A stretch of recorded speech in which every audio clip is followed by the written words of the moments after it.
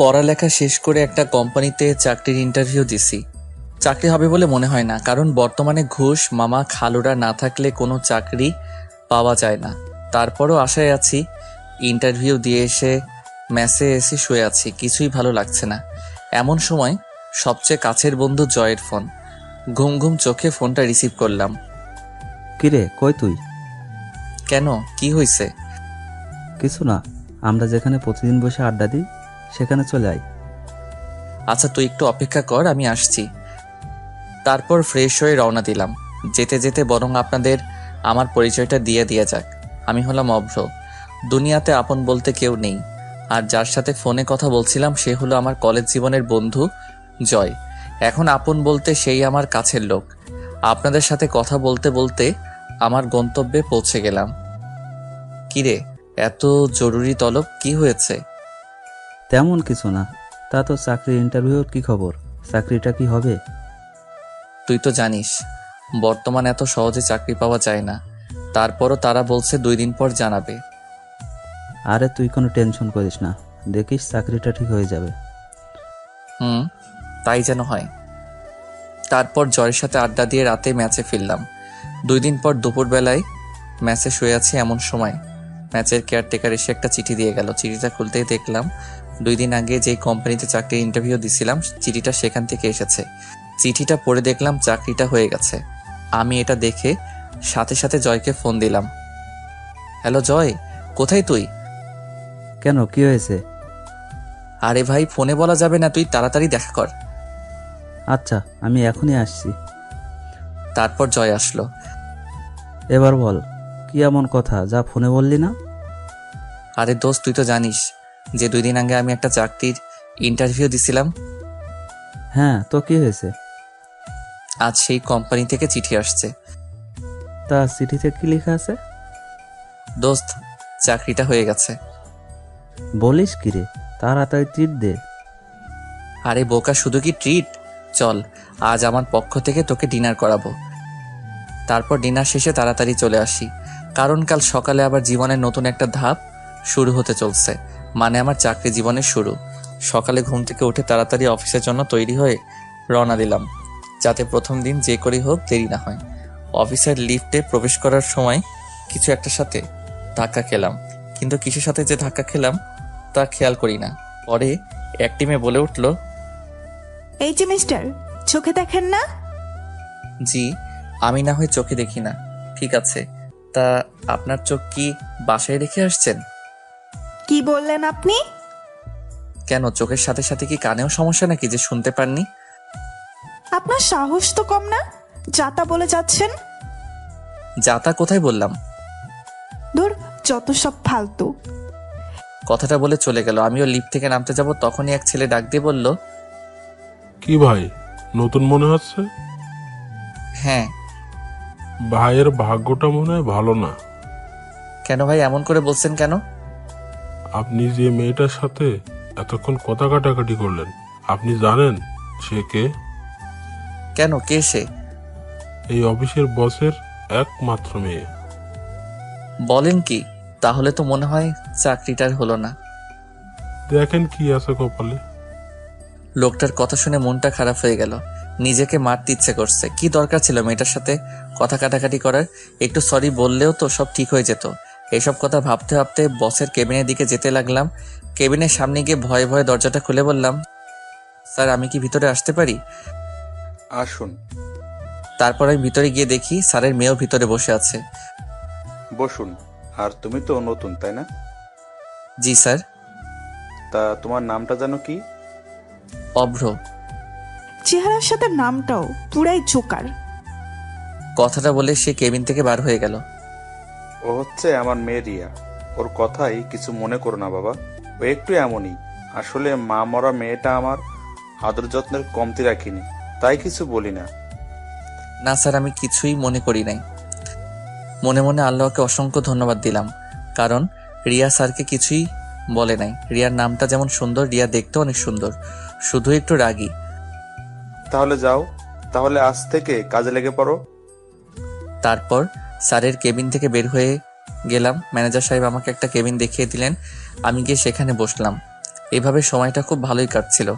এই ভিতরে match change করে এখন একটা ফ্ল্যাট বাসায় থাকি। একদিন স্যার আমাকে তার কেবিনে ডাকলেন। আমি কেবিনের দিকে যাচ্ছি আর ভাবছি হঠাৎ স্যার কি মনে করে ডাকলেন। এইসব কথাগুলো ভাবতে ভাবতে স্যারের কেবিনের সামনে চলে এসেছি। দরজার সামনে গিয়ে আমি বললাম, স্যার আসতে পারি? আরে অভ্র, আসো আসো, ভেতরে এসে বসো। ধন্যবাদ স্যার। আমাকে হঠাৎ করে ডাকলেন কেন স্যার? ও হ্যাঁ, এই নাও। আমার দিকে একটা কার্ড এগিয়ে দিয়ে, এটা কিসের কার্ড স্যার? এটা হচ্ছে আমার একমাত্র মেয়ে রিয়ার বিয়ের কার্ড। তাই অফিসের সবাইকে দাওয়াত দেওয়া হয়েছে, শুধু তুমি বাকি ছিলে। আমি কার্ডটা খুলে পড়তে লাগলাম। বিয়ের বাকি আর মাত্র 2 দিন। পড়া শেষ করে স্যারকে বিদায় জানিয়ে স্যারের কেবিন থেকে চলে আসি। তারপর নিজের কেবিনে এসে জয়কে ফোন দিলাম। রিং হচ্ছে তো হচ্ছে, ফোন রিসিভ করার কোনো কথাই নেই। হ্যালো, কিরে, ফোন ধরতে এত দেরি করলি কেন? একটু কাজে ব্যস্ত ছিলাম, এই আর কি। খুব কি ব্যস্ত নাকি? আরে না, বল তুই কেন ফোন দিলি? আজ বিকেলে একটু দেখা করিস। কেন রে, কিছু হয়েছে নাকি? না রে, তোর সাথে একটু কাজ আছে। আচ্ছা, তাহলে বিকেলে দেখা হচ্ছে। ওকে। বিকেলে জয়ের সাথে দেখা করতে গেলাম। কিরে, তোর আসতে এত দেরি হলো যে? আর বলিস না, রাস্তায় যে জ্যাম, তারপর আবার অফিস থেকে বের হতে একটু দেরি হয়ে গেছে। ও আচ্ছা, তাহলে বল তোর খবর কি? নতুন বাসায় যাওয়ার পর তো তোর সাথে দেখাই হয় না। এই তো চলছে কোনো রকম। ও শোন, তোকে যে জন্য ডেকেছি, বল শুনি। তোকে আমার সাথে এক জায়গায় যেতে হবে, তুই কিন্তু না বলতে পারবি না। তা না হয় যাওয়া যাবে, কিন্তু যাবিটা কোথায়? একটা বিয়েতে। কি, তুই আমাকে না জানিয়ে বিয়ে করছিস? আরে কি বলিস এসব? তোকে ছাড়া আমি এসব করব তুই ভাবলি কি করে? তাহলে কার বিয়েতে যাওয়ার কথা বলছিস? আরে স্যারের মেয়ের বিয়ে, তাই স্যার অফিসের সবাইকে দাওয়াত করছে। তা বিয়েটা কবে শুনি? এই তো 2 দিন পর। বুঝলাম। তা বিয়েতে কি উপহার দিবি, কিছু কি ভাবছিস? আরে সেই জন্যই তো তোকে আজ ডাকছি, না হলে তোকে বিয়ের দিন বলতাম। আচ্ছা, আমি ভেবে দেখি কি দেয়া যায়, আর তুইও ভাব কেমন। আচ্ছা, আজ তাহলে যাওয়া যাক। দেখতে দেখতে বিয়ের দিন চলে এলো। আমি আর জয় যথারীতিভাবে একটা ছোট উপহার নিয়ে বিয়ে বাড়িতে উপস্থিত হলাম। বাড়িটা অনেক সুন্দর করে সাজানো হয়েছে, কিন্তু আমরা যখন বাড়ির ভিতরে প্রবেশ করলাম তখন অনেকটা অবাক হলাম। আরে ভাই, অবাক না হয়ে কি কোনো উপায় আছে? একে তো বিয়ে বাড়ি, তারপরও চারপাশ কেমন নীরব হয়ে আছে। কিরে শালা, ভুল করে কোন বাড়িতে এসে পড়লাম নাকি? আমারও তো তাই মনে হচ্ছে। দাঁড়া, ঠিকানাটা আরেকবার ভালো করে দেখে নি। তাই দেখ তাড়াতাড়ি। না রে ভাই, ঠিকানা তো ঠিকই আছে। তাহলে মানুষজন সব কোথায়? চল একটু ভেতরে গিয়ে দেখি। তারপর আমরা দুইজনে আরেকটু ভিতরে যেতে কিছু মানুষ দেখতে পেলাম। সবাই যেন নীরব হয়ে আছে, কারো মুখে কোনো কথা নাই। আমি আমার একজন কলিগকে জিজ্ঞাসা করলাম, কি হয়েছে ভাই, সবাই এমন নীরব কেন? কি আর হবে, স্যারের মেয়ে যার সাথে বিয়ে হওয়ার কথা ছিল তারা নাকি এখন আর আসবে না। আসবে না মানে? তারা এমনটা কি করে করতে পারে? তারা নাকি স্যারের সাথে ব্যবসায়িক শত্রুতার জন্য এমনটা করেছে, শুধুমাত্র প্রতিশোধ নেওয়ার জন্য। এ তো পুরো বাংলা ছায়াছবির মতো কাহিনী। কি বলিস তুই এসব? আমি আমার কলিগকে জিজ্ঞেস করলাম, স্যারকে কোথাও দেখছি না যে, কোথায় সে? এইসব কথা শোনার পর সে অসুস্থ হয়ে পড়েছে, তাই তাকে হাসপাতালে নিয়ে যাওয়া হয়েছে। কোন হাসপাতালে? তারপর তার কাছ থেকে হাসপাতালের ঠিকানাটা নিয়ে হাসপাতালে গেলাম। সেখানে পৌঁছে দেখি রিয়া ম্যাডাম বাইরে বসে কান্না করছে। বধূর সাথে তাকে দেখতে একদম লাল পরীর মতো লাগছিল। আমি তার কাছে গিয়ে জিজ্ঞেস করলাম, স্যার এখন কেমন আছে? একটা রুমের ভেতর থেকে একজন ডাক্তার বাইরে এসে বলে, আপনাদের মধ্যে অভ্রকে? জি আমি। কেন, কি হয়েছে? আপনাকে উনি রাখছে। স্যারকে উদ্দেশ্য করে কথাটা বললেন। আমি আর কিছু না ভেবে আমি আর জয় দুইজনে একসাথে স্যারকে যেখানে রাখা হয়েছে সেখানে গেলাম। স্যার আমাকে দেখে বললেন, বাবা অভ্র, তোমার সাথে আমার কিছু কথা ছিল। হ্যাঁ স্যার বলুন। অভ্র, এতক্ষণে তো সব ঘটনাই শুনতে পারছো, তা বাবা তুমি আমার একটা কথা রাখবে? স্যার কি কথা, আপনি আমায় বলুন, আমি অবশ্যই আপনার কথা রাখার চেষ্টা করব। আসলে তোমাকে যে কথাটা কিভাবে বলি ঠিক বুঝে উঠতে পারছি না। কথাটা তুমি কিভাবে নিবে তা আমি জানি না, তবে স্যার আপনি বলুন। অভ্র, তোমার যদি কোনো সমস্যা না থাকে তুমি তাহলে আমার মেয়েকে বিয়ে করো, অফিসের বস হিসেবে না। একজন বাবা হিসেবে তোমাকে আমি এই কথাটা বলছি। কোনো কথাই বের হচ্ছে না। আসলে স্যারের কথা শুনে আমি কি উত্তর দিব তা আমি বুঝতে পারছি না। স্যার আমার চুপ করে থাকতে দেখে আবারও বললেন, বাবা, এভাবে চুপ করে থেকো না, তুমি একটু ওকে বোঝাও। জয়কে উদ্দেশ্য করে বলল কথাটা। জয় আমাকে একপাশে গিয়ে বলল, দেখ ভাই, তুই তো স্যারের কথাটা মেনে নে। সে এত করে রিকোয়েস্ট করছে, তুই আর না করিস না। আর বিয়ে আজ না হয় কাল তো করতেই হবে, তাই না? তুই তো আমার কোনো কথাই অমান্য করিস না, তাই এই কথাটাও রাখ। কি রে, এত কি ভাবছিস? হ্যাঁ বলে দে। আমি তোমাকে হাত জোর করছি বাবা, তুমি আমাকে ফিরিয়ে দিও না প্লিজ। এ কি করছেন স্যার? আপনি আমার গুরুজন, আপনার কথায় আমি রাজি, কিন্তু কিন্তু কি? রিয়া ম্যাডাম কি রাজি হবে? ও, তুমি চিন্তা করো না, আমার কথা ও কখনো অমান্য করবে না। তারপর স্যার রিয়া ম্যাডামকে ভেতরে ডাকলেন। রিয়া ম্যাডাম তার চোখ মুছতে মুছতে ভেতরে আসলেন। তারপর স্যার তাকে বললেন, রিয়া মা, আমার একটা কথা রাখবি? কি কথা বাবা, বলো। তোমার সব কথাই আমি রাখবো। মারে, তুই অব্রকে বিয়ে কর। দেখ মা, আমার মান সম্মান এখন সব তোর উপর, তুই আর না করিস না, তুই রাজি হয়ে যা।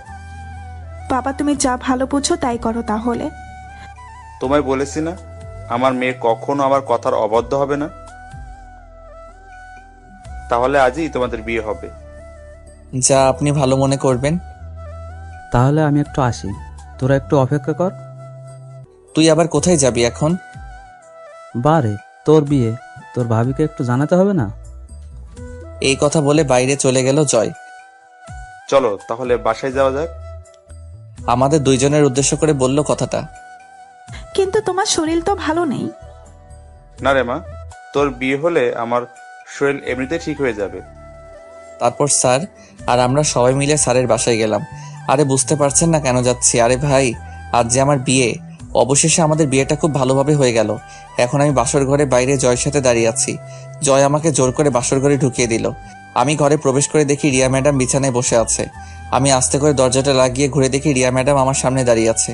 আমি তাকে আমার সামনে দেখে কিছুটা ঘাবড়ে যাই। আমি ভাবছিলাম সে হয়তোবা আমাকে সালাম করার জন্য খাট থেকে নেমে আসছে, কিন্তু আমার ধারণাকে ভুল প্রমাণ করে সে আমাকে যা বলল তা শোনার জন্য আমি মোটেও প্রস্তুত ছিলাম না। এই যে, আপনি আমাকে বিয়ে করলেন কেন? চুপ করে আছি, কি বলবো ঠিক বুঝে উঠতে পারছি না। কি হলো, চুপ করে আছেন কেন? না মানে আপনার বাবা বলেছে তাই। বাবা বললো আর আপনি রাজি হয়ে গেলেন? কেন, আপনি কি এই বিয়েতে খুশি নন? না। তাহলে আপনি বিয়ের জন্য হ্যাঁ বললেন কেন? ওটা তো বাবার মান সম্মানের কথা ভেবে রাজি হয়েছি। আপনি কি করে ভাবলেন যে আমাদের অফিসের একজন সাধারণ কর্মচারীকে আমার স্বামী হিসেবে মানতে পারবো? মাথা নিচু করে রিয়া ম্যাডামের কথাগুলো শুনছি। আর হ্যাঁ, খবরদার, যদি কখনো স্ত্রীর অধিকার দেখাতে আসেন তো বুঝতেই পারছেন। কি হলো, কিছু বলছেন না কেন? আচ্ছা, আপনি যেমনটা ভালো বুঝবেন। এখন ঘুমাতে চান? আচ্ছা, এই বলে খাটের দিকে যাচ্ছি, আবারও রিয়া ডাক দিলেন। এই যে, ওদিকে কোথায় যাচ্ছেন? কেন, আপনি না বললেন ঘুমাতে যেতে?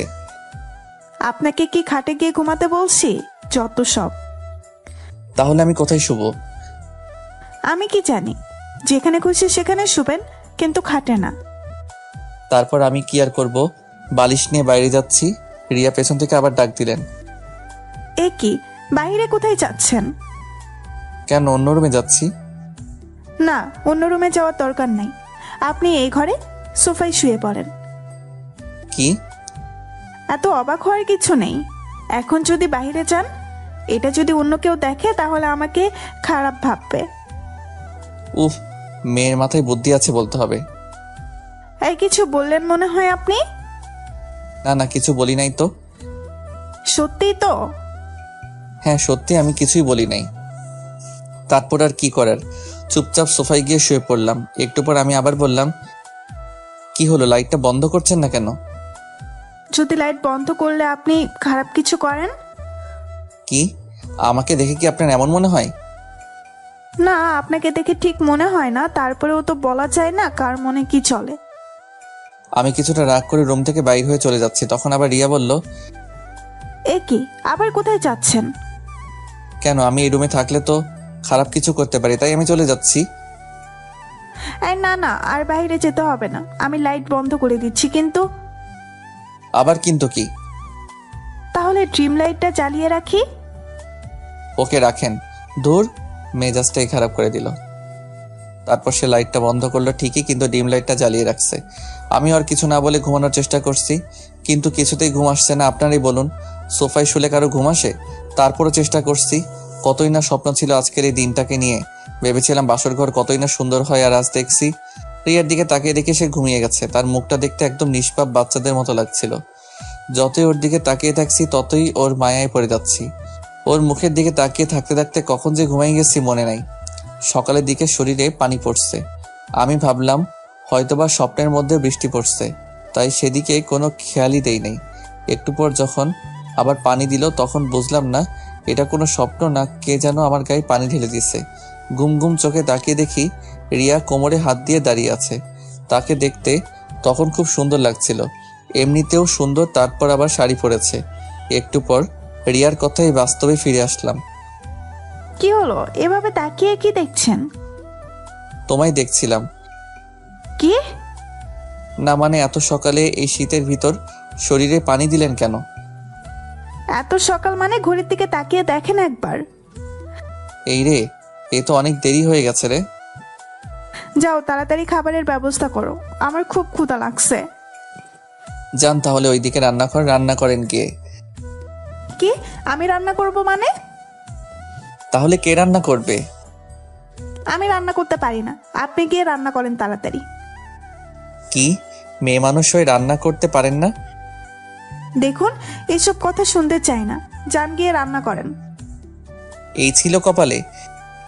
এই কথাটা বলে রান্না করতেই রান্নাঘরের দিকে যাচ্ছি রান্না করার জন্য।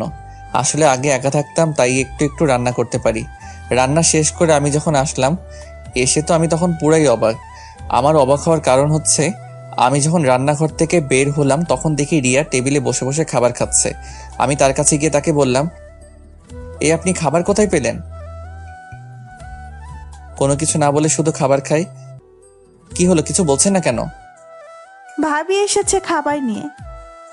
ভাবি মানে কার ভাবি? আমাদের কথার মাঝে জয়ের বউ মানে আমার ভাবি এসে হাজির। তিনি এসে আমাকে বললেন, কি দেবর, বউকে একদিনের ভেতর আমাকে ভুলে গেলে? না মানে। থাক, আর মানে করতে হবে না, যাও তুমিও খেতে বসো। আমি আর কিছু না বলে চুপ করে রিয়ার পাশে গিয়ে খেতে বসলাম। ভাবি আপনি কখন আসলেন? আমি তো আসছি অনেক আগে। কেন?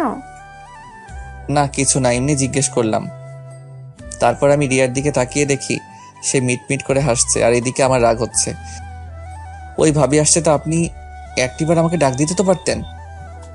রিয়া আমার দিকে কেমন ভাবে তাকালো যেন, কিন্তু কিছুই বলল না। তা দেবর, তুমি রান্নাঘরে কি করছিলে? কি বললো ভাবি, এত সুন্দর একটা বউ পাইছি, তাকে কি করে রান্নাঘরে পাঠাই বলেন, যদি কালো হয়ে যায়? বাবা, একদিনে এত প্রেম? প্রেমের আর দেখছো কি, কেবল তো শুরু। আচ্ছা, তোমরা তাহলে খাও, আমি বরং আসি। এই কথা বলে ভাবি চলে গেলেন, আর আমি রিয়ার দিকে তাকিয়ে দেখি কেমন একটা রাগী ভাব নিয়ে আমার দিকে তাকিয়ে আছে। এভাবে তাকিয়ে আছেন কেন? ওই, আমি আপনার কেমনে বউ হই? কেন, আপনার সাথে না আমার কাল বিয়ে হলো? বিয়েটা একটা অ্যাক্সিডেন্ট।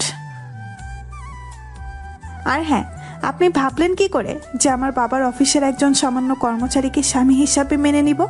এটা কখনো সম্ভব না। একটু থেমে আবার বলতে শুরু করলো, আর আমরা কিছুদিন একসাথে থাকবো, তারপর আপনাকে আমি ডিভোর্স দিয়ে দেব, বুঝলেন? কথাগুলো বলে সে রুমে চলে গেল। আর আমি বসে বসে ভাবছি, এই ছিল আমার জীবনে। যখন একা ছিলাম তখন তো খুব ভালো ছিলাম। কথাগুলো ভাবতে ভাবতে নিজের অজান্তেই কখন যে চোখে পানি চলে আসছে তা বুঝতে পারি নাই। সারাদিন আর রিয়ার সামনে যাই নাই। রাতে তার কাছে গিয়ে বললাম, সারাদিন তো কিছু খেলেন না, আসুন এখন কিছু খেয়ে নিন। কে বলছে আমি সারাদিন না খেয়ে আছি? আর আপনার খাওয়া আপনি খেয়ে নেন। আর আপনি? আমি বাইরে থেকে খাবার অর্ডার করছি। আমি আর কিছু না বলে রুম থেকে বের হয়ে আসবো, তখনই পেছন থেকে রিয়ার ডাক দিল, এই যে শুনুন, আমাকে এত কেয়ারলেস দেখাতে আসবেন না, বুঝলেন? আপনাকে আমার সহ্য হয় না। আমি তার কথা শুনে বাইরে চলে গেলাম। কি করব কিছুই ভালো লাগছে না। একটু রাত করে বাসায় ফিরলাম। দরজার কাছেই এসে 2-3 বার কলিং বেল বাজাতে রিয়া এসে দরজা খুললো আর বলল, কি ব্যাপার, এত রাত পর্যন্ত কোথায় ছিলেন?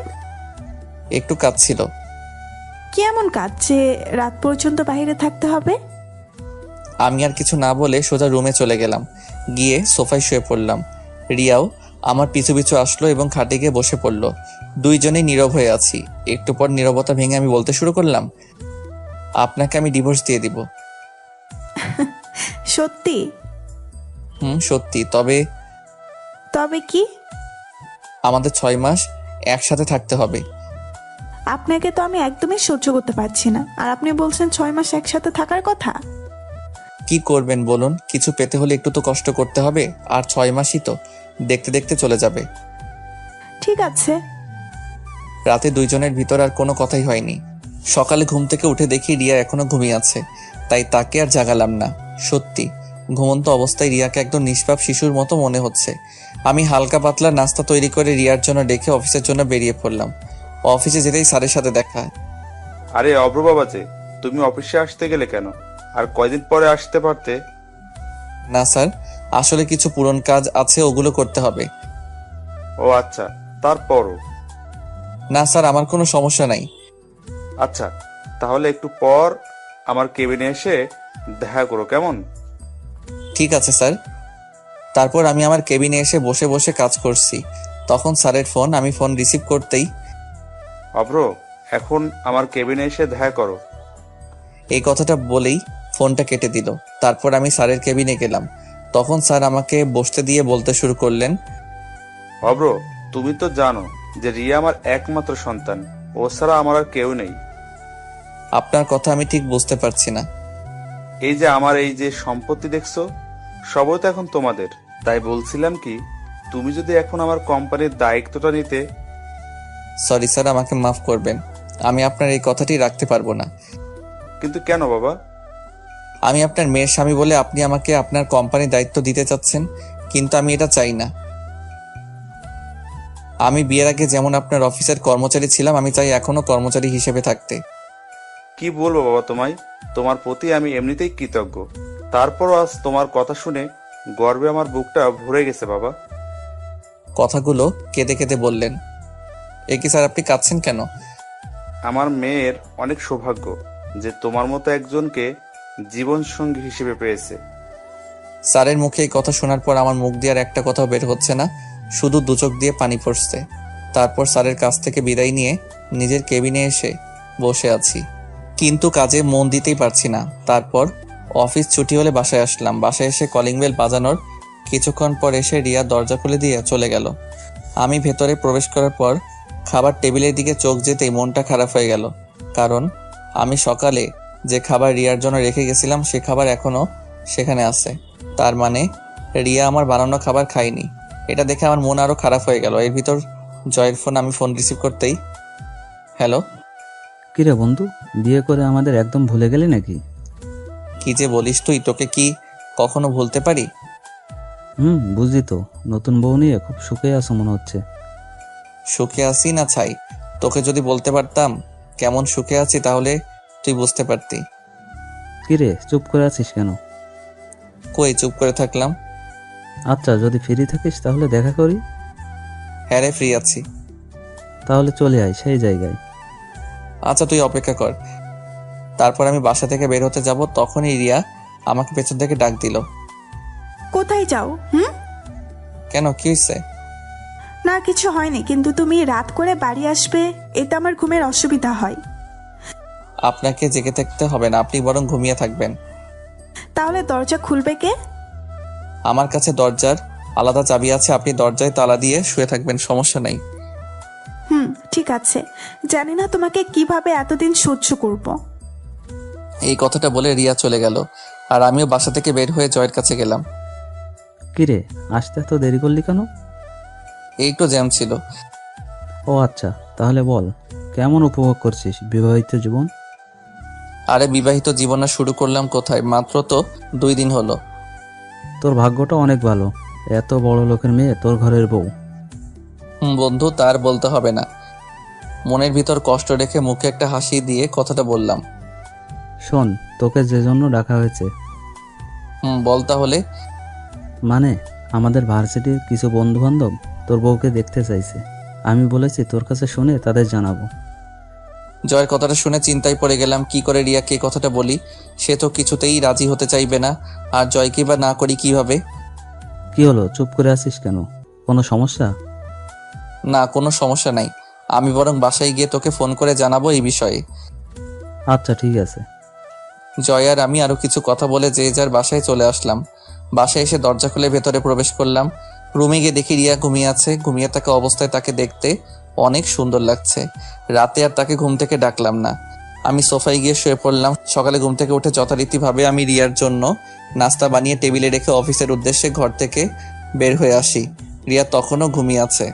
অফিসে এসে কাজ করছি আর মনের ভিতর শুধু একটা কথাই ঘুরপাক খাচ্ছে, কি করে রিয়াকে বলি যে আমার সকল বন্ধুরা তাকে দেখতে চাইছে। ও তো আমাকেই সহ্য করতে পারে না, আর আমার সাথে কথা বলার সময় এমনিতেই রেগে কথা বলে। অফিস ছুটির পর বাসায় এসে সোফায় বসে বসে ভাবছি, রিয়াকে কি এখন কথাটা বলবো? ধুর, যা আছে কপালে বলে দেই। আপনার সাথে একটা কথা ছিল। রিয়া টিভি দেখছিল, আমার কথা শুনে আমার দিকে মুখ ঘুরিয়ে বলল, আপনাকে তো আমার ভালোই লাগে না, আর কথা আর কি শুনবো। তারপরেও বলুন, কি বলতে চান? না মানে আমার কিছু বন্ধুরা আপনাকে দেখতে চেয়েছে। কেন আমাকে দেখতে চেয়েছেন কেন? আপনি আমার বউ না, তাই দেখতে চাইছে। ওই, আমি আপনার বউ হই? হ্যাঁ, আপনাকে বলছি আমি আপনাকে স্বামী হিসেবে মানি না, তাহলে আমি আপনার বউ হই কি করে? যত দ্রুত সম্ভব আমাকে ডিভোর্স দিয়ে দিবেন, বুঝলেন? আমি আর কিছু বললাম না। রিয়ার কথাগুলো শুনে নিজের অজান্তেই চোখ দিয়ে এক ফোঁটা পানি চলে এলো। আমি রিয়ার সামনে থেকে চলে গেলাম। বারান্দায় দাঁড়িয়ে আকাশের দিকে তাকিয়ে ভাবছি, কি পাপ করেছিলাম যে যার জন্য আমাকে এত কষ্ট পেতে হচ্ছে। সকালে একটু তাড়াতাড়ি করে অফিসে চলে গেলাম। অফিসের কাজের ফাঁকে পকেটে হাত দিয়ে দেখি মোবাইলে টাকা নেই। মনে হয় সকালে তাড়াতাড়ি বাসা থেকে বের হওয়ার সময় মোবাইলটা ভুল করে বাসায় রেখে আসছি। এর মধ্যে স্যারের কেবিন থেকে ডাক আসলো, তাই স্যারের কাছে গেলাম। কেবিনে প্রবেশ করে দেখি একটি মেয়ে বসে আছে। আমি ভেতরে যেতে স্যার আমাকে বললেন, অভ্র, এনার সাথে পরিচিত হও। ইনি হলেন তোমার নতুন অ্যাসিস্ট্যান্ট মেঘা। মেঘা আমার দিকে হাসি মুখে হাতটা বাড়িয়ে দিয়ে বললেন, হ্যালো স্যার। হ্যালো। অভ্র, তুমি তাহলে মেঘাকে তার কাজ বুঝিয়ে দাও, কেমন? ঠিক আছে স্যার। তাহলে মিস মেঘা, তুমি অভ্রের সাথে যাও, সে তোমাকে তোমার কাজ বুঝিয়ে দেবে। Okay sir. তারপর আমি স্যারের কাছ থেকে বিদায় নিয়ে আমার কেবিনে চলে আসলাম, আর আমার পেছনে পেছনে মেঘাও আসলো। তারপর মেঘা আমাকে বলল, স্যার বলুন আমাকে কি করতে হবে? আপনার প্রথম কাজ হলো আমাকে স্যার বলা বাদ দিতে হবে। তাহলে আপনাকে কি বলে ডাকবো? আপনি আমাকে প্রয়োজন হলে নাম ধরে ডাকবেন, তবু স্যার বলবে না, আমার ভালো লাগে না। ডাকতে পারি, কিন্তু একটা শর্তে। কি শর্ত? আপনিও আমাকে আমার নাম ধরে ডাকবেন, আর আমাকে আপনি করে বলতে পারবেন না। আচ্ছা ঠিক আছে, এখন কাজের কথায় আসা যাক।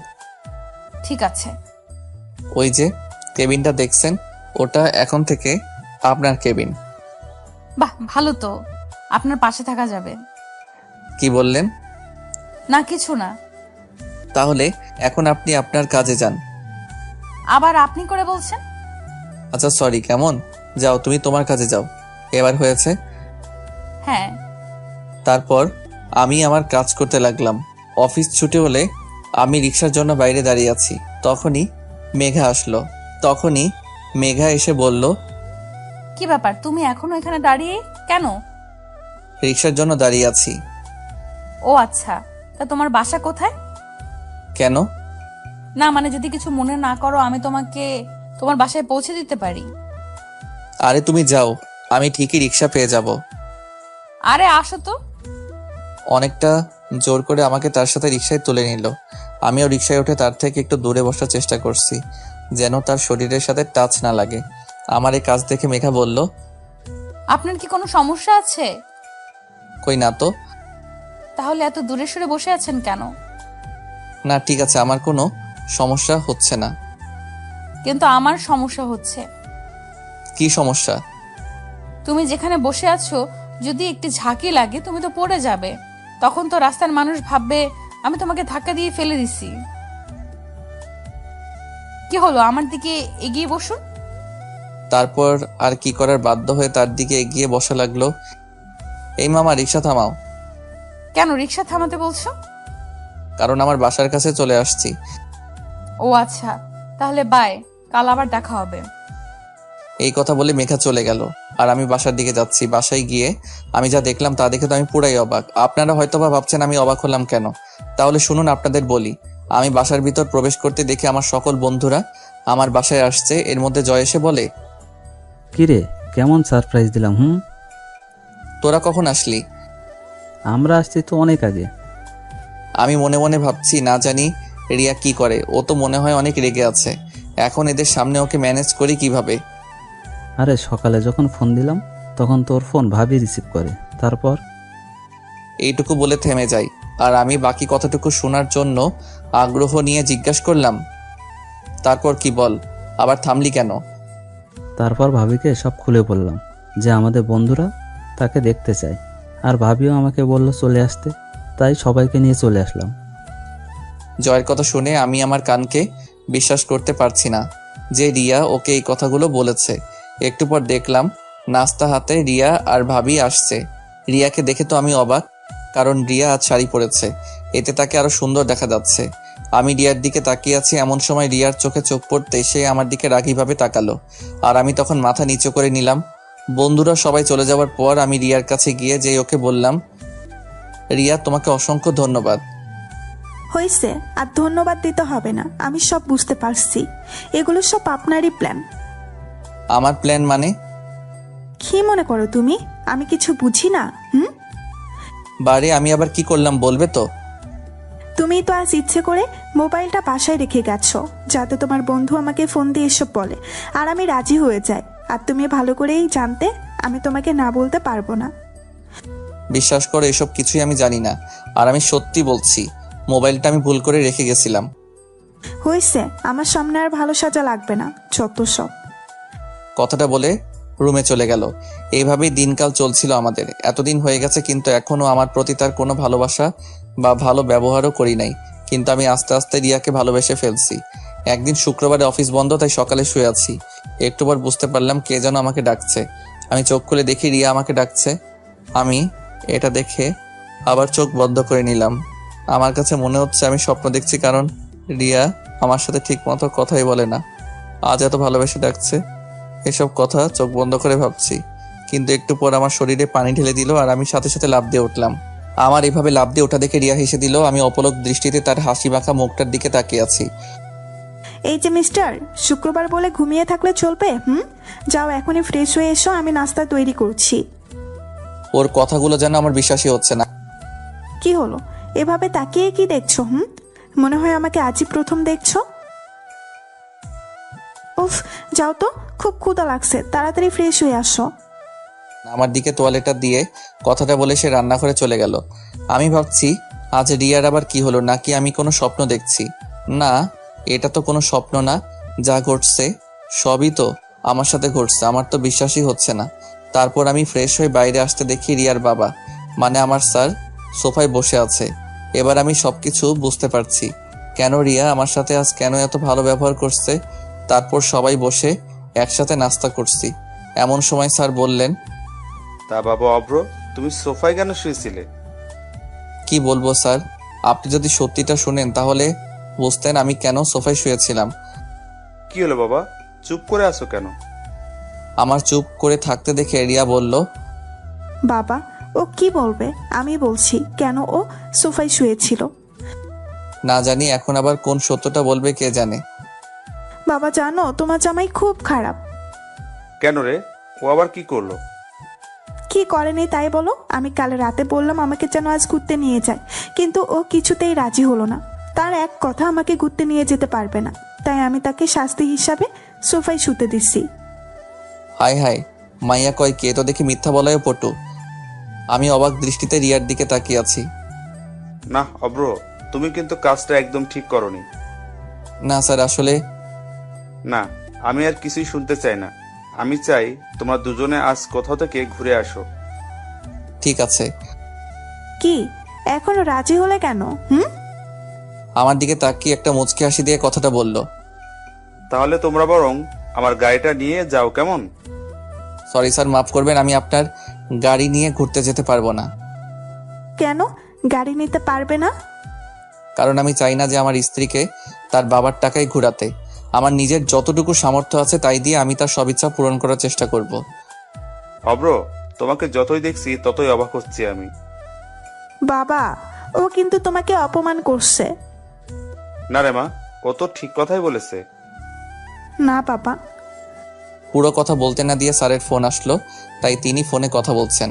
কথা বলা শেষ করে স্যার তাকে বললেন, আমি এখন যাই মা, একটু কাজ আছে। আসি বাবা অব্র, ভালো থেকো তোমরা। তারপর স্যার চলে গেলেন। আর রিয়া আমার কাছে এসে, তুমি আমার বাবাকে অপমান করলে কোন সাহসে? আমি তাকে কোনো অপমান করি নাই। তুমি তো বলবেই ছোট লোক কোথাকার, একটা গাড়ি কেনার ক্ষমতা নাই। আর তাছাড়া তুই কোনোদিন এই গাড়িতে উঠেছিস বলে মনে হয় না। আর তুই কিনা আমার বাবার মুখের উপরে না বলে দিলি। রিয়া, তুমি কিন্তু একটু বেশি বুঝছো। আমি কিন্তু তাকে কোনো অপমান করে কথাগুলো বলি নাই। তুই অপমানের কি বুঝিস? হ্যাঁ, তোর মা বাবাকে যদি কেউ বলতো তাহলে তুই বুঝতি অপমান কাকে বলে। রিয়া আমার, তুমি কিন্তু কিন্তু কি? ও, আমি তো ভুলেই গেছিলাম, তোর তো মা বাবারই ঠিক নাই। রিয়া, জোরে চিৎকার করে উঠে রিয়াকে চড় মারলাম। কি করবো, রাগটাকে আর কন্ট্রোল করতে পারলাম না। কি শুরু করছো? কিছু বলছি না বলে তখন থেকে বাজে কথা বলে যাচ্ছ। নিজেকে কি মনে করো? হ্যাঁ। দেখলাম রিয়ার কোনো কথাই বলছে না, তার দুই চোখ বেয়ে পানি পড়ছে এবং আর কিছু না বলে সোজা রুমে গিয়ে দরজা লাগিয়ে দিছে। তারপর আমিও তাকে কিছু না বলে বাইরে চলে গেলাম। তারপর যখন মাথা একটু ঠান্ডা হলো তখন ভাবতে লাগলাম রিয়া আবার খারাপ কিছু করে না বসে। তাই আমি তাড়াতাড়ি বাসায় গেলাম। বাসার ভেতরে ঢুকে দেখি রুমের দরজা বন্ধ এবং ভিতর থেকে কান্নার আওয়াজ শোনা যাচ্ছে। তার মানে রিয়া এখনো কান্না করছে। আমি দরজার শব্দ করলাম, সাথে সাথে কান্নার আওয়াজ থেমে গেল, কিন্তু দরজা খুললো না। বুঝতে পারলাম সে আমার প্রতি রাগ করে আছে। আমি কয়েকবার ডাকার একটু পর দরজা খোলার শব্দ শুনতে পেলাম। আমি রিয়ার দিকে তাকাতেই সে আবার খাটে গিয়ে শুয়ে পড়লো। তারপর আমি তার কাছে গিয়ে বললাম, আই এম সরি। আসলে তখন ওভাবে তোমার গায়ে হাত তোলা আমার একদম উচিত হয়নি। প্লিজ তুমি আমাকে মাফ করে দাও। তুমি কেন মাপ চাচ্ছ? মাপ তো আমার চাওয়া উচিত। আসলে ভুলটা তো আমার ছিল, তুমি বরং আমাকে মাফ করে দাও। প্লিজ তুমি মাফ চেও না। তারপরেও তুমি আমাকে মাফ করে দাও প্লিজ। আচ্ছা যাও, মাফ করে দিলাম। কিন্তু ম্যাম, আপনি কি আমায় মাফ করছেন? হ্যাঁ, করেছি। না, রিয়ার এই হাসি দেখে ওর প্রেমে পড়ে গেলাম। মেয়েটা হাসলে আসলে অনেক সুন্দর দেখা যায়। তারপর আমি ঘুমাতে গেলাম। শুয়ে শুয়ে ভাবছি রিয়া আমার সাথে এই প্রথম হেসে কথা বললো। এমন করে যদি প্রত্যেক দিন ও কথা বলতো, কিন্তু কি হবে, এভাবে হেসে কথা বলে আর তো কিছুদিন পর ওর সাথে আমার ডিভোর্স হয়ে যাবে। এই কথাটা ভেবেই মনটা খারাপ হয়ে গেল। সকালে ঘুম থেকে উঠে রিয়ার দিকে তাকিয়ে দেখি ওর মুখটা একদম লাল হয়ে আছে। কাল রাতের চরের দাগ এখন স্পষ্ট বোঝা যাচ্ছে। ওর মুখে দাগ দেখে নিজের প্রতি খুব রাগ হলো। ইচ্ছা করছে ওর মুখটা আলতো করে ছুঁয়ে দেই, কিন্তু তা করা যাবে না। যদি ওর মুখে হাত দেওয়ার সময়ও জেগে যায় তাহলে তো খুব রেগে যাবে। এই রে, অফিসে দেরি হয়ে যাচ্ছে, এখন আর নাস্তা বানানোর সময় নাই, তাই তৈরি হয়ে বেরিয়ে পড়লাম। আমি আমার ক্যাবিনে বসে কাজ করছি, এমন সময় মেঘা এসে, আসতে পারি? আরে তোমরা আসার জন্য আবার পারমিশন লাগে নাকি, আসো। এরপর মেঘা ভিতরে এসে আমায় বলে, চলুন বাইরে যাই। এখন বাইরে? হ্যাঁ। না, আপনি যান, আমার কাজ আছে। তাহলে চলুন অফিসের ক্যান্টিন থেকে ঘুরে আসি। তা যাওয়া যায়। আমারও সকালে তাড়াতাড়ি কারণে নাস্তা করা হয় নাই। আমি জানি তো। তুমি কি করে জানো? আপনার মুখ দেখেই বোঝা যাচ্ছে। ও তাই নাকি? এত কথা না বলে চলো তো। তারপর আমি আর মেঘা দুইজনে নাস্তা করতে চলে গেলাম। নাস্তা করার এক পর্যায়ে মেঘা বলল, আচ্ছা অব্র, আমি দেখতে কেমন? কি হলো, বলছো না যে? কি বলবো? উফ, যা জানতে চাইছি তাই বলো। সত্যি কথা বলতে তুমি দেখতে খুবই সুন্দর। সত্যি? আরে হ্যাঁ। নাস্তা শেষে আমি আবার আমার কাজ করছি। অফিস ছুটি হওয়ার পর আমি সোজা আমার বাসায় চলে আসি। কলিং বেল দিতেই বরাবরের মতো রিয়া এসে দরজা খুলে দিয়ে চলে গেল। তারপর আমি ফ্রেশ হয়ে বাইরে বের হতেই রিয়া আমার দিকে অগ্নি দৃষ্টিতে তাকিয়ে আছে। আর তার এইভাবে তাকিয়ে থাকা দেখে আমি মনে মনে ভাবতে লাগলাম, আমি তো আজ এমন কোনো কাজ করি নাই যে রিয়া আমার প্রতি এভাবে রেগে থাকবে। তারপরও আমি ভয়ে ভয়ে জিজ্ঞাসা করলাম, ওভাবে আমার দিকে তাকিয়ে আছো কেন? কেন তাকিয়ে আছি তুমি বুঝতে পারছো না? না। বাসায় যে তুমি ছাড়া অন্য একজন মানুষ থাকে তুমি জানো না? অন্য কে থাকে আবার? কি, অন্য কেউ থাকে না? তাহলে আমি কে? বারে, তুমি অন্য একজন হবে কেন? এটা তো তোমারও বাসা, তাই না? তুমি তো আমাকে অন্য একজন মনে করো। আমি যে এই বাসাতে থাকি সেটাও তুমি ভুলে গেছো? কি বলছো এসব তুমি? ঠিকই তো বলছি। তাহলে তুমি আমার জন্য সকালের নাস্তা দিয়ে যাওনি কেন? তুমি জানো না আমি রান্না করতে পারি না? তুমি তো বাইরে থেকে খাবার নিয়ে আসো, তাই আমি। তাহলে এর আগে যে নাস্তা বানিয়ে রেখে যেতে, সেগুলো কার জন্য রেখে যেতে? চুপ করে দাঁড়িয়ে না থেকে খাবারের ব্যবস্থা করো। সকাল থেকে কিছুই খাই নাই, আমার খুব ক্ষুধা লাগছে। কি বলো তুমি এসব? সকাল থেকে কেন না খেয়ে আছো? তোমার প্রতি রাগ করে, তাই ভাবলাম যতক্ষণ না তুমি রান্না না করছো ততক্ষণ পর্যন্ত আমি কিচ্ছু খাবো না। আমার প্রতি কেন রাগ করে না খেয়ে থাকবে? না, তোমাকে বুঝতে হবে না। কেন কেন? যাও, তোমাকে আমার জন্য রান্না করতে হবে না, খাবো না আমি। এই কথা বলে আবার রাগ করে রুমে চলে গেল। হঠাৎ রিয়ার কি হলো যে আমার সাথে এত ভালো ব্যবহার করছে? মনে হয় ও ভেবেছে আর তো মাত্র কটা দিন আছে আমার সাথে থাকবে, তাই হয়তো আমার প্রতি দয়া দেখাচ্ছে। না, এসব আমি কি ভাবছি আবোল তাবোল।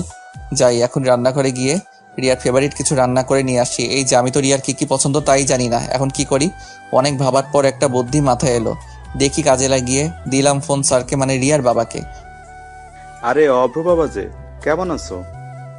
জি স্যার, ভালো আছি। আপনি কেমন আছেন? আমিও ভালো আছি। আর শোনো, কথায় কথায় এত সার সার করো কেন? আমি তোমার অফিসের বস, কিন্তু এখন তো তুমি অফিসে নাই যে স্যার স্যার বলবে। তাই এখন থেকে বাবা বলে রাখবে, কেমন? Okay sir. আবার স্যার? সরি বাবা। এখন ঠিক আছে। তা জামাই, কি করতে রাতে ফোন দিলে? না মানে আপনার মেয়ে কি কি খেতে ভালোবাসে তা যদি একটু বলতেন। কেন, তুমি আবার আমার মেয়ের জন্য রান্না করবে নাকি? এই তো এই আর কি। আচ্ছা বলছি, শোনো। তারপর স্যারের কাছ থেকে রিয়ার প্রিয় খাবারের নাম জেনে সেটা রান্না করতে লাগলাম। জানি না কতটুকু ভালো হবে। রান্না শেষ করে টেবিলে সবকিছু সাজিয়ে রেখে রিয়াকে ডাকতে গেলাম। রিয়া, রান্না শেষ করে তাড়াতাড়ি খেতে আসো। আমি খাবো না। প্লিজ রাগ করো না, এসো খাবার খেয়ে নাও। বললাম না আমি খাবো না। আর তুমি এখান থেকে যাও তো, বিরক্ত করো না। আচ্ছা ঠিক আছে, তোমাকে আর বিরক্ত করব না। এই কথা বলে যেই অন্যদিকে ঘুরবো তখনই দরজা খুলে রিয়া চলে আসলো। তারপর আমার সাথে কোনো কথা না বলে সোজা খাবার টেবিলে গিয়ে বসে পড়লো। আর আমি তাকে খাবার বেড়ে দিয়ে বললাম, এই নাও তোমার প্রিয় খাবার। ওয়াও, এটা যে আমার প্রিয় তুমি জানলে কি করে? সেটা জেনে কি করবে, তুমি বরং খেয়ে দেখো কেমন হয়েছে। তারপর রিয়া খাবার মুখে দিয়ে আমার দিকে রাগীভাবে তাকালো। এটা দেখে আমি বুঝতে পারলাম খাবার বেশি ভালো হয়নি। এই খাবার তুমি বানিয়েছো? হ্যাঁ। সত্যি বলছো তো? আমি জানি বেশি ভালো হয় নাই। এই কথাটা বলে মাথা নিচু করে আছি, তখনই রিয়া জোরে জোরে হাসি দিয়ে বলে, আরে বোকা, কে বলছে খারাপ হয়েছে? খাবারটা অনেক অনেক ভালো হয়েছে, মনে হচ্ছে পুরো রেস্টুরেন্ট থেকে আনা। সত্যি বলছো? একদম সত্যি বলছি, তুমি নিজেই খেয়ে দেখো। না তুমি খাও, তারপর আমি খাবো। না, তা হবে না, আমরা একসাথে খাবো। তারপর আর কি করার, একসাথে খাওয়া শেষ করে ঘুমাতে গেলাম। ঘুম থেকে উঠে রিয়ার দিকে তাকিয়ে আসছি, কেন জানি না ওর দিকে তাকিয়ে থাকতে আমার খুব ভালো লাগছে। তারপর অফিসে চলে আসলাম। আজ একটু কাজ কম, তাই বিকালে ছুটি দিয়ে দিল। অফিস থেকে বের হতে মেঘা এসে বলে, আজ তো তাড়াতাড়ি ছুটি হয়ে গেল, চলুন কোথাও বসে চা বা কফি খাওয়া যাক। এই বিকালে মন্দ হয় না। তারপর আমি আর মেঘা একটা কফি শপে আসলাম। কফি শপে ভিতরে গিয়ে বসতে দেখি আমার সামনে টেবিলে রিয়া আর কিছু মেয়ে, মনে হয় রিয়ার বন্ধু হবে। তারপর মেঘা বলল, তোমার জন্য কি অর্ডার করব? যেটা তোমার ভালো লাগে সেটাই অর্ডার করো। আমি আর চোখে রিয়ার দিকে তাকিয়ে দেখি রিয়া বারবার আমার দিকে তাকাচ্ছে এবং আমার সাথে মেয়েটাকে তাকে দেখার চেষ্টা করছে, কিন্তু পারছে না, কারণ মেঘা মুখোমুখি হয়ে বসেছিল। কফি চলে এলো, আমি আর মেঘা কফি খাচ্ছি আর গল্প করছি। আমি এমনভাবে আছি যে আমি রিয়াকে দেখি নাই। আমি একবার রিয়ার চোখের দিকে তাকিয়ে দেখি সে পুরো রেগে গজগজ করছে। আমাদের কফি খাওয়া শেষ হলে আমরা চলে যাওয়ার জন্য বাইরে এলাম। আমি বুঝতে পারছি আমার পেছন পেছন রিয়াও আসছে। আমি সেটা দেখে মেঘাকে বললাম, মেঘা চলো ওদিকটাই যাই, ওখানে একটা সুন্দর পার্ক আছে। চলো তাহলে। তারপর দুইজনে একটা রিকশায় চড়ে রিয়ার সামনে দিয়ে চলে গেলাম। ঘোরা শেষ হলে রাতে বাসায় ফিরলাম। বাসায় এসে দেখি দরজাটা আগে থেকেই খোলা, তাই আমি ভেতরে প্রবেশ করি। একটু পর রিয়া আমার কাছে এসে বলে, কোথায় ছিলে এত সময়? কোথায় থাকবো, আবার অফিস ছিলাম। তোমার অফিস তো অনেক আগেই ছুটি হয়ে গেছে, এত সময় কোথায় ছিলে? বন্ধুদের সাথে ছিলাম। ও আচ্ছা, তা মেয়েটা কে শুনি? কোন মেয়ে? এই যে যার সাথে কফি শপে এত হাসাহাসি করে কথা বলছো। তুমি জানলে কিভাবে যে আমি কার সাথে বসেছিলাম? তা আমি দেখেছি তোমাদের দুজনকে। তাই নাকি? এখন বলো মেয়েটা কে? আমার ফ্রেন্ড বলতে পারো। তোমার ফ্রেন্ড হলে সেদিন আসলো না যে? এই তো কিছুদিন হলো ওর সাথে পরিচয়টা। ছি, তোমার লজ্জা করে না ঘরে বউ থাকতে তুমি? ওয়েট, বউ মানে কি তোমার কথা বলছো? তার কার কথা বলবো শুনি? তোমার সাথে তো আর কয়েকদিন পর ডিভোর্স হয়ে যাবে, আর তাছাড়া তুমি তো আমাকে দুই চোখে দেখতে পারো না। দেখলাম রিয়া আমার কথাগুলো শুনে কিছুটা চুপ হয়ে গেল, তারপর আবার বলল, ডিভোর্স তো এখনো হয়নি, যতদিন না হয় ততদিন তো আমিই তোমার বউ। কথাটা বলার সময় দেখলাম ওর চোখের কোণে পানি। তবে কি রিয়াও আমাকে ভালোবাসতে শুরু করেছে? কথাটা ভেবেই নিজের অজান্তে মুখে হাসি ফুটে উঠল। পরের দিন দুপুরে অফিসে বসে কাজের ব্যাপারে মেঘার সাথে কথা বলছি, এমন সময় দেখি রিয়া আসলো। ও ভেতরে এসে মেঘাকে দেখে আমার দিকে রাগী ভাব নিয়ে তাকিয়ে আছে। তারপর আমি মেঘাকে বললাম, তুমি এখন যাও, আমি তোমাকে পরে ডেকে নেব। মেঘা চলে যাওয়ার পর আমি রিয়াকে বললাম, তুমি হঠাৎ এখানে? কেন আসতে পারি না? না, তা পারবে না কেন? এটা তো তোমারই অফিস। আমি না আসলে হয়তো বা ভালোই হতো। কেন? এই যে তোমাদের কথা বলার সমস্যা করলাম। তা অবশ্যই ঠিক। কি বললে তুমি? ওই কিছু না তো। না, তুমি কিছু একটা তো বলছো। আরে না, কিছুই বলি নাই। আমি দেখলাম রিয়ার হাতে টিফিন বাটি, তাই আমি তাকে বললাম, হাতে কি, ওটা আমার জন্য আনছো? এনেছিলাম একজনের জন্য, কিন্তু সে তো খুব ভালোই আছে। কথাটা বলে রিয়া চলে গেল। আমি পেছন থেকে এত ডাকার পরও শুনলো না, চলে গেল। তারপর আমি কেবিনে বসে আছি, এমন সময় মেঘা এসে বলে, অভ্র, মেয়েটা কে? কেন, তুমি জানো না?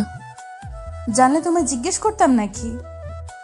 ও হচ্ছে আমাদের অফিসের বসের মেয়ে, আর আমার স্ত্রী।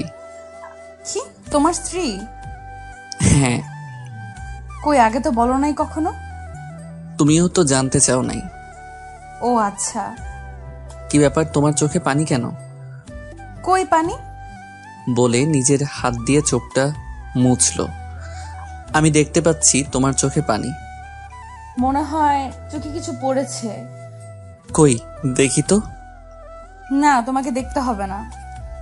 বলে সে চলে গেল।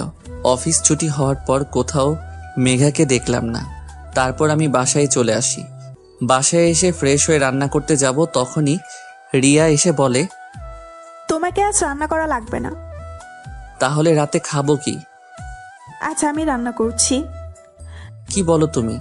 রান্না করা শিখলে কবে? রান্না করতে পারি না, তবে রান্না করার চেষ্টা করছি। সেগুলো কি খাওয়ার মতো হয়েছে? যাও, তোমাকে খাওয়া লাগবে না।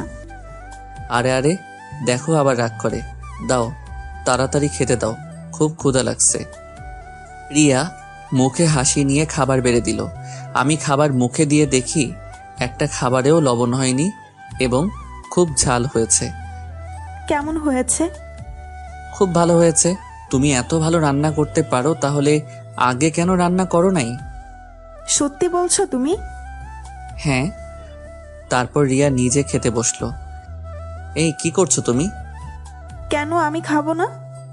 না, এগুলো তো আমার জন্য রান্না করছো, তাই আমি খাবো। বারে, প্রথমবার রান্না করলাম, খেয়ে দেখতে হবে না কেমন হয়েছে? তারপর আর কি করার, সে খেতে বসলো। খাবার প্রথমে মুখে দিতেই ফেলে দিয়ে পানি পানি বলে চিৎকার করতে লাগলো। আমি তাকে পানি ধরে দিলাম। তারপর সে পানি খেয়ে আমাকে বলল, এত বাজে হয়েছে, তুমি খাচ্ছ কি করে? ছি ছি। তুমি এত ভালোবেসে আমার জন্য প্রথমবার রান্না করছো, এটাই অনেক। রিয়া শুধু আমার মুখের দিকে তাকিয়ে বলল, না, তোমাকে এটা খেতে হবে না, আমি বাইরে থেকে খাবার অর্ডার করছি। না, অর্ডার করলে তোমার জন্য করো, আমি তো আজ এগুলোই খাবো। খাওয়া শেষ করে ঘুমাতে গেলাম। ঘুম থেকে উঠে ফ্রেশ হয়ে বাইরে আসার সাথে সাথে রিয়া আমার দিকে একটা কাগজে মোড়ানো খাম দিয়ে বলে, এটা নাও। কি এটা? আমি কি জানি, এটা একজন লোক এসে দিয়ে গেল, বললো তোমায় দিতে। আমি রিয়ার হাত থেকে খামটা নিয়ে পড়তে লাগলাম। পড়া শেষ হতেই রিয়া আমাকে বলল, কি এটা? এতে কি আছে? ওই যে তুমি যা চেয়েছিলে তাই। মানে কি? এটা ডিভোর্স পেপার, উকিল সাহেব পাঠিয়েছে। এখন এটাতে দুইজনে সাইন করে দিলে তুমি মুক্ত হয়ে যাবে। কথাটা শুনে রিয়ার মুখটা ফ্যাকাশে হয়ে গেল। এই নাও, আমি সাইন করে দিছি, এখন তুমি সাইন করে দিলেই হয়। কথাগুলো বলে আমি অফিসে চলে আসি। একটু পর ফোনটা বেজে উঠল। ফোনের দিকে তাকিয়ে দেখি স্যার ফোন করছে। হ্যালো। অভ্র, তুমি এখনই হাসপাতালে চলে আসো। কেন স্যার, কি হয়েছে? রিয়া, রিয়া। বলুন না, রিয়ার কি হয়েছে? ও ঠিক আছে তো? বাবা, রিয়া সুসাইড করেছে। কথাটা শুনে আমার পায়ের নিচ থেকে যেন মাটি সরে গেল। তাই আর এক মুহূর্ত দেরি না করে তাড়াতাড়ি বেরিয়ে পড়লাম হাসপাতালের উদ্দেশ্যে। হাসপাতালে গিয়ে স্যারকে বললাম, স্যার রিয়া কোথায়? বলুন না রিয়া কোথায়? অপারেশন থিয়েটারে। জানি না মেয়েটা কেন এমন পাগলামো করলো। সকালে হঠাৎ বাসায় গিয়ে সোজা নিজের রুমে চলে গেল। আমি পেছন থেকে ডাকার পর একটি বারও আমার ডাক শুনলো না। পরে আমি ঘরে গিয়ে দেখি সে বিষ খেয়েছে। কথাটা বলে কান্না করতে লাগলো। তারপর আবার বলল, তোমার সাথে কিছু হয়েছে? আসলে পুরো কথাটা আর বলতে পারলাম না। এর মধ্যে ডাক্তার চলে এলো। আমি তাড়াতাড়ি ডাক্তারের কাছে গিয়ে জিজ্ঞাসা করলাম, ডাক্তারও ঠিক আছে তো? দেখুন, রোগী এখন ঠিক আছে, একটু পর ওনাকে বেডে দেয়া হবে। ডাক্তার, আমি কি ওর সাথে দেখা করতে পারি? যান, কিন্তু প্লিজ ডাক্তার। আচ্ছা, যান তাহলে। তারপর আমি ভেতরে গিয়ে দেখি রিয়া ঘুমিয়ে আছে। ওকে দেখতে একদম বাচ্চাদের মতো লাগছে। আমি গিয়ে ওর মাথার কাছে বসে আছি। একটু পর রিয়া আস্তে আস্তে চোখ খুললো। তারপর আমি তাকে বললাম, কি ব্যাপার, এমন পাগলামো কেন করছো তুমি? কি করব বলো? তোমাকে যদি না পাই তাহলে এই জীবন রেখে কি লাভ বলো?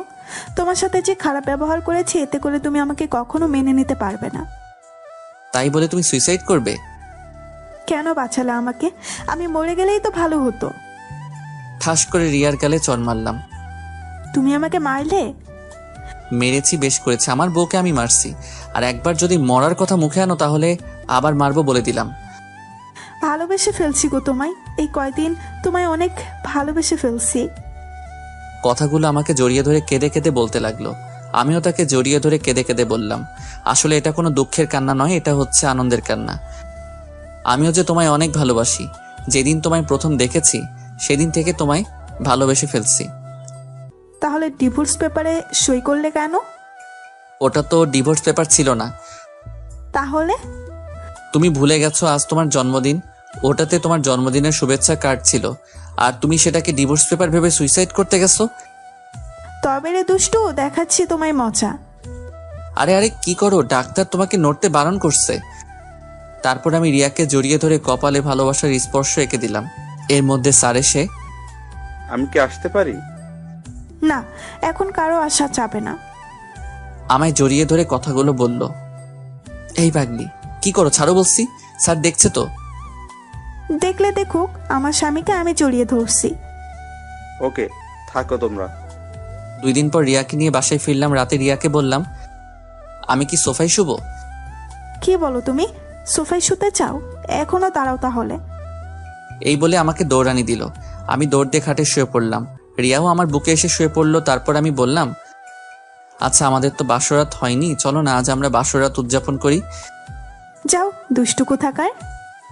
এই বলে লজ্জায় তার মুখটা আমার বুকে সাথে চেপে ধরলো। তারপর আমরা দুইজন মিলে হারিয়ে গেলাম ভালোবাসার অতলে। সকালে রিয়ার ডাকে ঘুম ভাঙলো। দেখলাম সে গোসল করে এসে আয়নার সামনে দাঁড়িয়ে তার চুল শুকাচ্ছে। আমি পেছন থেকে তাকে জড়িয়ে ধরলাম। তাই কি করছো? ছাড়ো বলছি। না, ছাড়তে মন চাইছে না। অফিস নেই আজকে? আজ যেতে মন চাইছে না, মন চাইছে সারাদিন তোমাকে এভাবে জড়িয়ে ধরে থাকি। তা বললে তো হবে না, যাও গিয়ে ফ্রেশ হও, আমি নাস্তা দিচ্ছি। তারপর আর কি করার, ফ্রেশ হতে চলে গেলাম। ফ্রেশ হয়ে এসে নাস্তা করে অফিসে যাওয়ার জন্য বের হতেই রিয়া বলল, এই শোনো, আজ একটু তাড়াতাড়ি ফিরবে কেমন? ওকে মহারানী। এই বলে রিয়ার কপালে ভালোবাসার স্পর্শ এঁকে দিলাম। অফিসে এসে যা শুনতে পাই তার জন্য আমি মোটেও প্রস্তুত ছিলাম না। মেঘা নাকি চাকরি ছেড়ে দিছে। কথা শুনে খুব অবাক হলাম। হঠাৎ কি এমন হলো যার জন্য সে চাকরি ছেড়ে চলে গেছে? এই কথাগুলো ভাবছি আর এমন সময় দেখলাম মেঘা আমার কেবিনের দিকে আসছে। মেঘা, আমি সব কি শুনছি? তুমি নাকি চাকরি ছেড়ে চলে যাচ্ছ? যা শুনেছেন সত্যি শুনেছেন। এসবের মানে কি? হঠাৎ করে চাকরিটা ছেড়ে দিচ্ছ কেন? আপনার জন্য। আমার জন্যে মানে কি বলছো এসব তুমি? জানেন আমার বাবাকে? আমি কি করে তোমার বাবাকে চিনবো? আমি তো তাকে দেখি নাই। আমার বাবা হচ্ছে এদেশের একজন স্বনামধন্য ব্যবসায়ী। নাম শুনেছেন? হ্যাঁ, তা শুনবো না কেন? তাছাড়া অফিসের একটা কাজে আমার সাথে তার ভালো পরিচয়ও আছে। তার মানে তুমি স্যারের মেয়ে? হ্যাঁ, আপনি ঠিকই ধরেছেন, আমি তার একমাত্র মেয়ে। তাহলে তুমি এই অফিসে চাকরি করছো কেন? শুধু তোমার জন্য। আমার জন্য কেন? তুমি যেদিন প্রথম আমাদের অফিসে গিয়েছিলে সেদিনই আমি তোমাকে দেখি, এবং সেদিন প্রথম দেখাতেই তোমাকে আমার ভালো লাগে, আর এই ভালো লাগা থেকেই আস্তে আস্তে তোমাকে ভালোবেসে ফেলি। এইটুকু বলে থেমে গেল আর কথাগুলো কেঁদে কেঁদে বলছে। তারপর আবার বলতে শুরু করলো, শুধু তোমার একটি নজর দেখার জন্য তোমার ভালোবাসার টানে এই অফিসে তোমার সহকারী পদে চাকরি নেই। কিন্তু আমি জানতাম না যে আমার ভালোবাসার মানুষটি আগে থেকে অন্য কারো হয়ে আছে। যখন জানলাম তখন নিজেকে শেষ করে দিতে চেয়েছিলাম। যাকে ভালোবাসি তাকে পাবো না যখন, তখন বেঁচে থেকে আর কি লাভ বলো? পরে ভাবলাম আমার ভালোবাসাটা না হয় তোমার আর রিয়ার মাঝেই বেঁচে থাক। কথাগুলো বলেই আমাকে জড়িয়ে ধরলো। আমি এখন কি করব কিছুই বুঝতে পারছি না। ভালোবাসি অভ্র, তোমাকে অনেক ভালোবাসি। তোমাকে ছাড়া যে আমি একটা মুহূর্তও থাকতে পারবো না। আমি তোমার সাথে থাকলে আমি আর নিজেকে ধরে রাখতে পারবো না। তাই আমি এখান থেকে চলে যাচ্ছি। জানি তোমাকে ছাড়া থাকতে কষ্ট হবে, তবুও চেষ্টা করব তোমাকে ছাড়া বেঁচে থাকার। কথাগুলো আমাকে জড়িয়ে ধরে বলছিল, পরে আমাকে ছেড়ে দিয়ে বলে, আর একটা কথা, আমি যদি তোমার মনে কোনো কষ্ট দিয়ে থাকি তাহলে আমাকে মাফ করে দিও, আর ভালো থেকো। কথাটা বলে কাঁদতে কাঁদতে চলে গেল আমার কেবিন থেকে। আর আমি সেখানেই দাঁড়িয়ে আছি। জানি না কখন নিজের অজান্তে চোখে পানি চলে এসেছে। একটু পর রিয়ার ডাকে বাস্তবে ফিরে আসি। কি হয়েছে তোমার? সেই কখন থেকে ডাকছি, কোনো সাড়া নেই তোমার। ও তুমি, তা কখন এলে? এই মাত্রই আসলাম। ও, কি এমন ভাবছিলে যে আমি কখন আসছি তাও বুঝতে পারো নাই? না তেমন কিছু না। তা তুমি হঠাৎ কি মনে করে অফিসে আসলে যে? কেন, আমার আসতে পারুন নাকি? তা হবে কেন? তারপরও আমাকে সম্পূর্ণ কথা বলতে না দিয়ে রিয়া বলল, আমি আসছি আমার মহারাজকে দুপুরের খাবার খাওয়াতে। তাই নাকি? তাহলে তাড়াতাড়ি করো, খুব ক্ষুধা লাগছে। আমি নিজের হাতে তোমার জন্য তৈরি করছি। কি খাওয়ার মতো তৈরি করছো তো, নাকি আগের দিনের মতো? কথাটা শুনে রিয়ার মুখ থেকে মুহূর্তেই হাসি চলে গেল। তারপর আমি তাকে বললাম, কি হলো, খাবার কি দিবে নাকি এমনভাবে দাঁড়িয়ে থাকবে? তারপর রিয়া আস্তে আস্তে আমাকে খাবারগুলো দিল, আর আমার মুখের দিকে কেমন হয়েছে তা জানার জন্য আগ্রহ নিয়ে তাকিয়ে আছে। আমি খাবারটা মুখে দিয়ে দেখলাম, না, আজ খাবারটা অনেক ভালো হয়েছে, যা আপনাদের লিখে বোঝাতে পারবো না। তারপর আমার মনের মাঝে একটু দুষ্টামি করার কথা মাথায় আসলো। তাই আমি রিয়াকে বললাম, এটা কি রান্না করছো তুমি? এটা কোনো মানুষ খেতে পারে? দেখি আমার কাছে আসো তো। আমার কাছে আসতেই রিয়ার গালে একটা কিস করলাম। এটা কি হলো? কেন, তুমি বুঝতে পারো নাই? তুমি আমাকে কিস করলে কেন? বারে, তুমি আমার জন্য এত ভালো রান্না করে আনছো, সেই পুরস্কার হিসেবে কিছু তো তোমাকে দিতে হয়, তাই দিলাম আর কি। তাহলে তুমি প্রথমে বললে কেন যে ভালো হয়নি? ওটা তো তোমাকে রাগানোর জন্য বলেছিলাম। তবে রে, যাও, তোমার সাথে আর কোনো কথাই বলবো না। এই রে, মনে হয় বউটা আমার অভিমান করছে। এখন কি করি? তাই বললাম, আমার পাগলিটা কি রাগ করছে? আমি কারো পাগলি না। কে বলছে? তুমি তো শুধু আমারই পাগলি। বললাম তো না। আচ্ছা যাও, তোমার আমার সাথে কথা বলা লাগবে না। তুমি আমার সাথে কথা না বললে আমিও কিছু খাবো না। না খেলে নাই। আচ্ছা ঠিক আছে। কথাটা বলে যে উঠতে যাব তখনই রিয়া আমার হাতটা ধরে বলে, এই, কোথায় যাও? হ্যাঁ, চুপ করে বসো এখানে। না আমি খাবো না। তুই খাবি না তো তোর শ্বশুর খাবে। ভালো তো, তাহলে তাকেই ডেকে এনে খাওয়াও। আমাদের কথার মাঝে রিয়ার বাবা মানে স্যার এসে হাজির। কাকে ডেকে আনার কথা বলা বলি হচ্ছে? এই তো রিয়া নিজের হাতে রান্না করে আনছে, তো তাই আপনাকেই ডেকে আনার কথা বলা হচ্ছিল। বলো কি, রিয়া মা আবার রান্নাও করতে পারে? হ্যাঁ। তাহলে তো খেতেই হবে। বাবা, তুমিও বসো, আমি তোমাকে খাবার দিচ্ছি। তারপর আমরা সকলে একসাথে দুপুরের খাবার খেলাম। খাওয়া শেষ করে স্যার চলে গেলেন, আর আমি রিয়াকে বললাম, রিয়া, আমার না এখন মিষ্টি খেতে মন চাইছে। এখন মিষ্টি কোথায় পাবো? তুমি চাইলে মিষ্টি খাওয়াতে পারবে। ইশারা করে কথাটা বললাম। এই, একদম না। আমি আস্তে আস্তে রিয়ার কাছে যাচ্ছি, আর সে একটু একটু করে পেঁচাচ্ছে। দেখো, একদম কাছে আসার চেষ্টা করবে না। তারপর রিয়া দেওয়ালের সাথে আটকে গেল। আমি কাছে যেয়ে ওর হাত দুটো চেপে ধরলাম। রিয়ার মুখের দিকে তাকিয়ে দেখি সে দু চোখ বন্ধ করে আছে এবং তার ঠোঁট দুটো কাঁপছে। এরপর আমাদের চার ঠোঁট একসাথে মিশে একাকার হয়ে গেল। আচ্ছা চলো, এখন আমাকে নিয়ে তুমি ঘুরতে যাবে। না, এখন পারবো না, অনেক কাজ বাকি আছে। কি বললে তুমি? তুমি এখন বাসায় যাও, আমরা না হয় অন্য কোনো দিন ঘুরতে যাব, কেমন? না, আজই ঘুরতে যাবে, আর এখনই যাব। দেখো, পাগলামি করে না, এখন ছুটি চাইলে বস ছুটি দিবে না। বাহ, ভালো কথা মনে করিয়ে দিলা তো। অফিসের বসকে তুমি কি তা ভুলে যাচ্ছ? এই রে, কি বলতে কি বলে দিলাম। দেখলাম রিয়া আমার কেবিন থেকে হনহন করে বাইরে চলে গেল। আমি ভাবলাম হয়তোবা রাগ করে বাসায় চলে গেছে। আমার ভাবনাকে ভুল প্রমাণ করে দিয়ে আবারও রিয়ার আগমন, কিন্তু এবার সে একা আসেনি, তার সাথে তার বাবা মানে বসও এসেছে। এসে আমাকে প্রশ্ন, কি ব্যাপার অব্র, তোমার কি এমন কাজের চাপ? না মানে হয়েছে, আর মানে মানে করতে হবে না। যাও, রিয়াকে নিয়ে কোথাও ঘুরে আসো। আচ্ছা স্যার। আমি রিয়ার দিকে তাকিয়ে দেখি রিয়া মিটমিট করে হাসতেছে।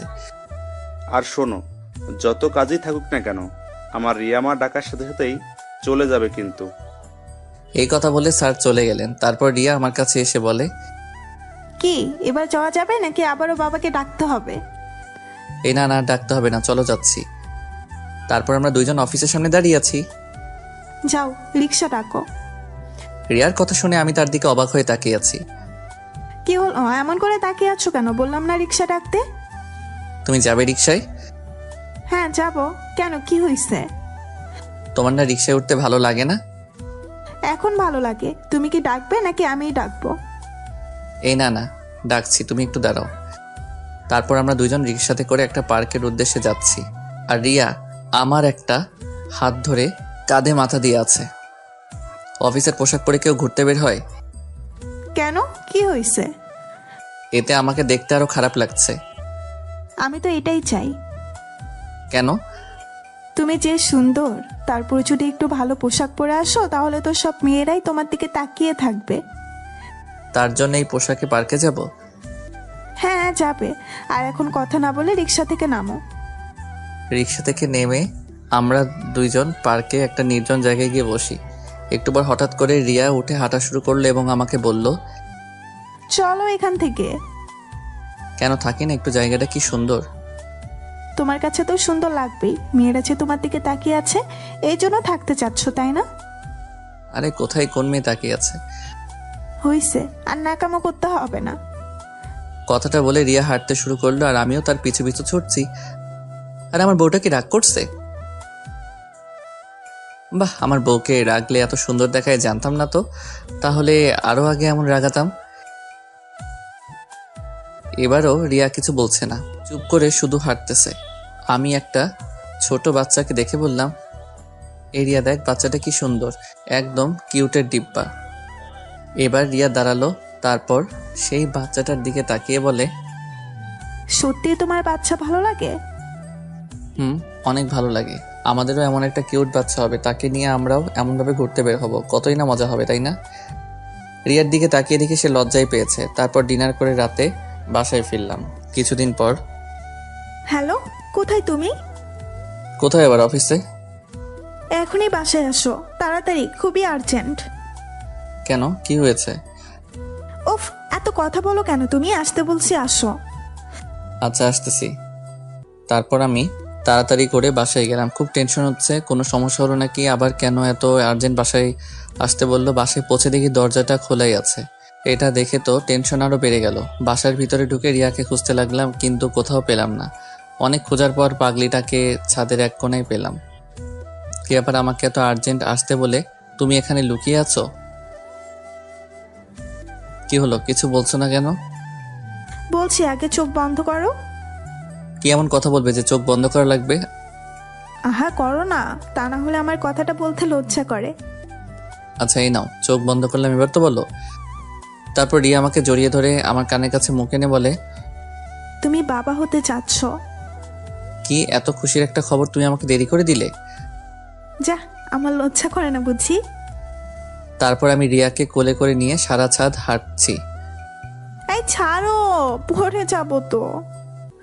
না না, এখন আর ছাড়বো না। তারপর রিয়াকে কোলে নিয়ে ছাদ থেকে ঘরে নিয়ে আসলাম। শোনো, আজ থেকে তুমি আর কোনো কাজ করবে না। আমি কাজ না করলে কে করবে শুনি? কেন আমি করব? তাই বুঝি? তাই। ওরে আমার জামাইটা রে, সে নাকি সব কাজ করবে। 5 বছর পর একটা পার্কে আমি আর আমার 5 বছরের মেয়ে নীলাকে নিয়ে বসে আছি। বাবা, আইসক্রিম কিনে এনে দাও।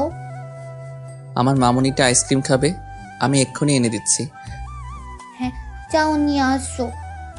তাহলে তুমি এখানে বসো কেমন, আমি এই যাব আর আসবো। আচ্ছা, তাড়াতাড়ি আসবে। তারপর আমি আইসক্রিম নিয়ে আসছি। দূর থেকে দেখি নীলার পাশে কে যেন বসে আছে, চেহারা ঠিক বোঝা যাচ্ছে না। আমি কাছে আসতে বড় ধরনের একটা শক খেলাম। এ দেখি মেঘা। মেঘাও আমাকে দেখে অবাক হলো। কেমন আছো অভ্র? ভালো, তুমি কেমন আছো? এই তো আছি কোনো রকম। এটা তোমার মেয়ে নাকি? হ্যাঁ। তোমার মেয়ে দেখতে একদম তোমার মতোই হয়েছে। কি নাম তোমার? আমার নাম নীলা। বাহ, তুমি দেখতে যেমন সুন্দর তোমার নামটাও সুন্দর। বাবা, আইসক্রিম দাও। এই নাও মামুনি। রিয়াকে কোথাও দেখছি না যে। রিয়ার কথা শুনে মনটা খারাপ হয়ে গেল, তাই আমি চুপ করে আছি। কি হলো, চুপ করে আছো যে? রিয়া আর নেই। নেই মানে কি বলছো তুমি? হ্যাঁ, সে আমাকে ছেড়ে অনেক দূরে চলে গেছে, যেখানে গেলে কেউ আর শত ডাকার পরেও ফিরে আসে না। কি বলো এসব? রিয়া মারা গেছে? হ্যাঁ, নীলাকে জন্ম দিয়েই সে আমাকে ছেড়ে চলে গেছে। কথাগুলো বলার সময় বুঝতে পারলাম আমার চোখ দিয়ে পানি পড়ছে। মেঘার দিকে তাকিয়ে দেখি তার চোখেও পানি। তারপর আমি চোখের পানি মুছে মেঘাকে বলি, তাহলে এবার বলো তোমার খবর কি, বিয়ে করছো? জীবনে একজনকেই ভালোবেসেছিলাম, আর সে হলো তুমি। তোমাকে ছাড়া আর কাউকে ভালোবাসতে পারি নাই বলে আজও আমি বিয়ে করিনি। আমাদের কথার মাঝে নীলার নানা মানে আমার স্যার চলে এলো। আরে মেঘা, কেমন আছো? জি স্যার, ভালো আছি। তাহলে মেঘা, একদিন আসো আমাদের বাসায়। আন্টি প্লিজ আসবেন। তুমি যখন বলছো তাহলে তো আসবোই। নীলাকে কোলে নিয়ে কথাটা বলল। তারপর আমরা মেঘাকে বিদায় দিয়ে বাসায় চলে আসলাম। এখন আর স্যারকে অফিসে যেতে দেই না, কারণ রিয়া মারা যাবার আগে বলে গেছিল আমি যেন তার বাবাকে নিজের বাবা মনে করি, আর অফিসের সব দায়িত্ব আমি নেই। একদিন বাসায় বসে অফিসের কিছু কাজ করছি, এমন সময় দেখি মেঘা এসেছে। ভেতরে আসতে পারি? আরে তোমার ভেতরে আসতে আবার বলা লাগে নাকি, চলে এসো। তারপর মেঘা ভেতরে এসে আমার সামনে বসলো, আর আমি আমার মতো কাজে ব্যস্ত। এটা দেখে মেঘা বলে, নীলা কোথায়? উপরে, মনে হয় তার নানার সাথে আছে। তারপর মেঘা উপরে চলে গেল। আমি কি নানা নাতির খেলার মাঝে আসতে পারি? আরে মেঘা, কখন এলে? এই তো কিছুক্ষণ আগে। আন্টি তুমিও আসো, আমাদের সাথে খেলবে। মেঘার হাত ধরে টানতে টানতে ভেতরে নিয়ে গেল। হ্যাঁ চলো। আচ্ছা নানা ভাই, তুমি এখন একটু বাবার কাছে যাও, তোমার নীলা আন্টির সাথে আমার একটু কথা আছে। আচ্ছা, তাহলে তোমরা কথা বলো। মেঘা মা, তোমার সাথে আমার কিছু কথা ছিল, যা আমি এখনো অব্রকে বলি নাই। জি স্যার, বলুন। জানো মা, রিয়া যেদিন জানতে পারে সে মা হতে চলেছে, সেদিন জীবনের সবচেয়ে বেশি খুশি হতে আমি তাকে দেখেছি।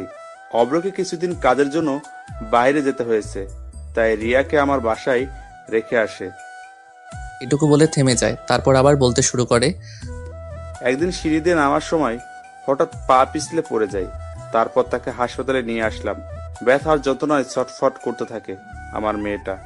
ডাক্তার সবকিছু টেস্ট করে বলে, দেখুন, রোগীর অবস্থা খুবই খারাপ, এখনই তাকে অপারেশন করাতে হবে। আপনি এখানে একটা সই করে দিন। তারপর আমি কাগজটায় সই করে দিলাম। কিন্তু ব্যথায় যন্ত্রণায় ছটফট করতে থেকে রিয়া বলে, বাবা আমার একটা কথা রাখবে? কি কথা মা, বল, তোর সব কথাই আমি রাখবো। যদি আমি অপারেশন থিয়েটারে মারা যাই তাহলে শুভ্রকে তুমি আবার মেঘার সাথে বিয়ে দিও। মেঘা শুভ্রকে খুব ভালোবাসে। না মা, তুই চুপ কর, দেখিস তোর কিছুই হবে না। না বাবা, তুমি কথা দাও শুভ্রকে তুমি মেঘার সাথে বিয়ে দিবে। বাবা দেখো আমার এমনই কপাল, আফ্রোকেও শেষবারের মতো একটিবার চোখের দেখাও দেখতে পারলাম না। না মা, তুই অভ্রকে দেখবি, আমি ওকে ফোন দিচ্ছি, ও আসছে বলেছে। এরপর রিয়াকে অপারেশন থিয়েটারে নিয়ে যাওয়া হয়। এর মধ্যে অভ্র চলে আসে। এসেই, আমার রিয়ার এখন কি অবস্থা? ডাক্তার ওকে অপারেশন করতে নিয়ে গেছে, তুমি কোনো টেনশন করো না। কিছুক্ষণ পর অপারেশন থিয়েটার থেকে ডাক্তারকে বেরিয়ে আসে দেখে অভ্র ছুটে যায় তার কাছে। ডাক্তার, আমার রিয়া কেমন আছে? ও ভালো আছে তো? আপনার মেয়ে সন্তান হয়েছে, কিন্তু আমরা অনেক চেষ্টা করেছি, তারপরেও আপনার স্ত্রীকে বাঁচাতে পারিনি। ডাক্তারের মুখে এই কথা শুনে অভ্র নিচে বসে পড়ে, আর আমার যে পুরো পৃথিবীটা উল্টে যায়। আমি অভ্রকে ধরে নিয়ে রিয়ার লাশের পাশে নিয়ে গেলাম। আমার থেকে বেশি কেঁদেছিল ও। তারপর রিয়ার দাফনের কাজ সম্পূর্ণ করা হলো। কি বলবো মা, অভ্রকে আমি ওদিন সবচেয়ে বেশি দুর্বল হতে দেখেছি। আমার থেকে বেশি দুর্বল হয়ে পড়েছিল সে। এখন তুমি বলো মা, তুমি কি আমার রিয়ার শেষ ইচ্ছাটা পূরণ করবে?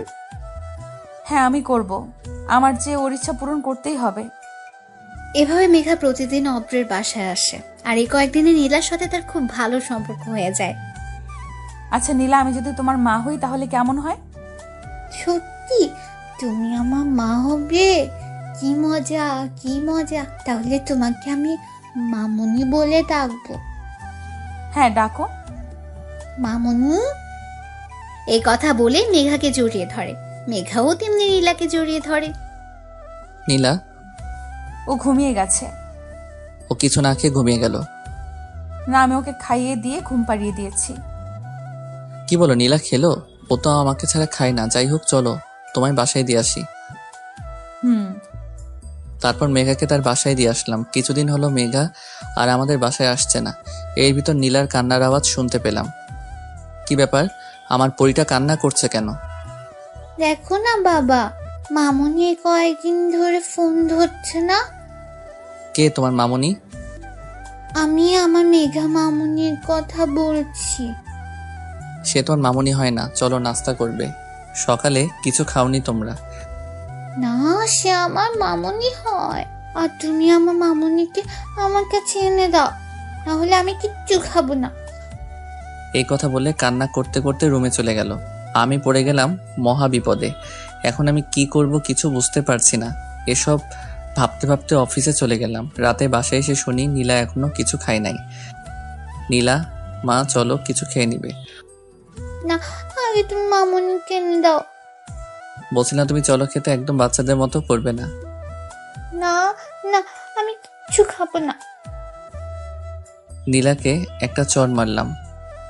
এ কি করলে অভ্র? মা মরা মেয়েটার গায়ে তুমি হাত তুললে? না, এ আমি কি করলাম? রাগের মাথায় আমি নীলাকে মারলাম। নীলা কান্না করতেছে। কি ভুল বলছো? জন্ম থেকে কোনোদিন মায়ের আদর পায়নি সে, আর মেঘা তাকে মায়ের আদর দিয়েছে, আর তুমি কি না? সি সি। এই কথা বলে নীলাকে নিয়ে ঘরে চলে গেল। আর আমি এখন কি করব? আমার কি করা উচিত? না, নীলার জন্য হলেও মেঘাকে আনতে হবে। তারপর আমি মেঘার বাসায় গেলাম। কলিং বেল বাজতে মেঘা এসে দরজা খুললো। আরে তুমি এখানে এত রাতে আমার বাসায়? তুমি এ কয়দিন আমার বাসায় যাওনি কেন? বাবা আমার বিয়ে ঠিক করেছে, তাই আর বাসা থেকে বের হই না। মিথ্যে কথা বলছে, কারণ নীলা তাকে আগেই সব বলে দিয়েছে। অপরের যাওয়ার কথা, এটা তাদের দুজনের প্ল্যান করা। তোমার বিয়ে, আর তুমি বিয়েতে রাজি হয়ে গেলে? আর কতদিন এভাবে থাকা যায় বলো? ও আচ্ছা।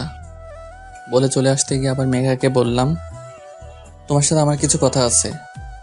বলো। তুমি না এই বিয়েটা করো না? কেন করব না? কখনো ভাবিনি এই কথাগুলো আবারও কাউকে বলতে হবে, তারপরও আজ বলতে হচ্ছে।